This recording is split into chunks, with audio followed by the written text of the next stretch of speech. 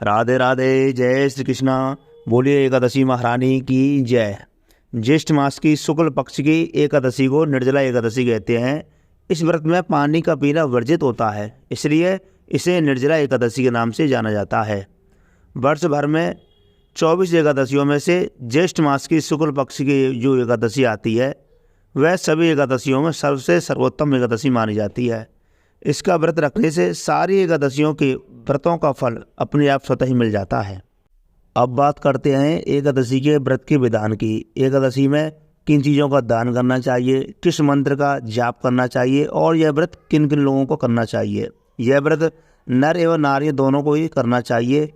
जलपान के निषिद्ध होने पर भी फलाहार के साथ दूध लिया जा सकता है।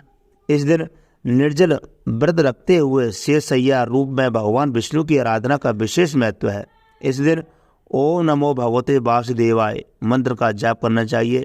इस दिन गोदान, वस्त्रदान, छत्रदान, फलदान आदि का दान करना चाहिए। आइए कथा प्रारंभ करते हैं। एक बार महर्षि व्यास पांडवों के यहाँ पधारे।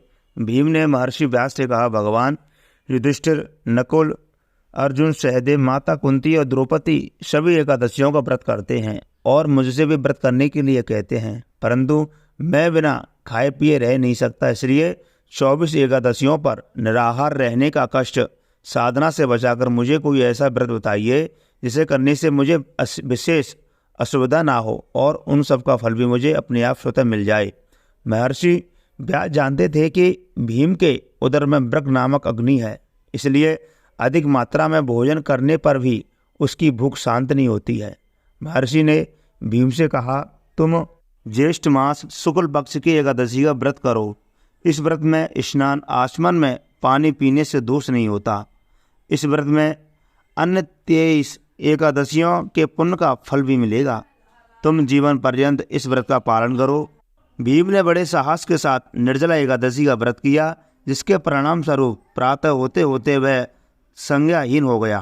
तब पांडवों ने गंगाजल, तुलसी, चरणामृत प्रसाद देकर उसकी मूर्छा को दूर किया।